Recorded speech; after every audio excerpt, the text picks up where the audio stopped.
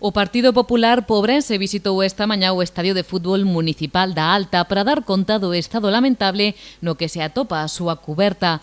Un día despois de que o propio alcalde, acompañado do arquitecto que estuda as posibilidades de rehabilitación ou reforma da estrutura, fixera a mesma visita. Os populares queren destacar que hai xa un mes eles presentaron unha moción pedindo a restauración desta e outras instalacións deportivas. Está deterioro que, como se ven estas fotografías, no viene de ahora, sino que en mayo estaba en perfecto estado el 2015, el año pasado en febrero ya sufrió las inclemencias del tiempo, ya tuvo una rotura en la cubierta y este año, en febrero de este año, pues oye, mucho más.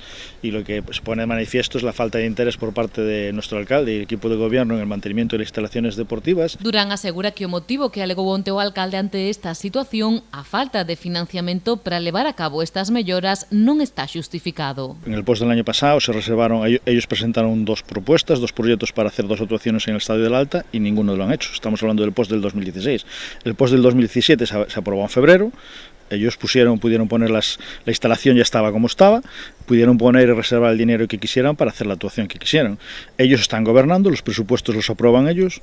Si ya no son capaces de tener ninguna iniciativa ni capacidad de gestión para conseguir obras e instalaciones mejores que faciliten las actividades deportivas y el uso de nuestros vecinos, por lo menos que se comprometan a mantener lo que ya está hecho. O voceiro municipal puxo tamén como exemplo da falta de compromiso co deporte municipal, que nos presupostos de 2015 e 2016 están aprobadas as axudas aos clubs deportivos do Concello e estas aínda non foron abonadas aos equipos, o que demostra, segundo os populares, que o problema non está nos orzamentos, senón na falta de interese polo deporte por parte do goberno local.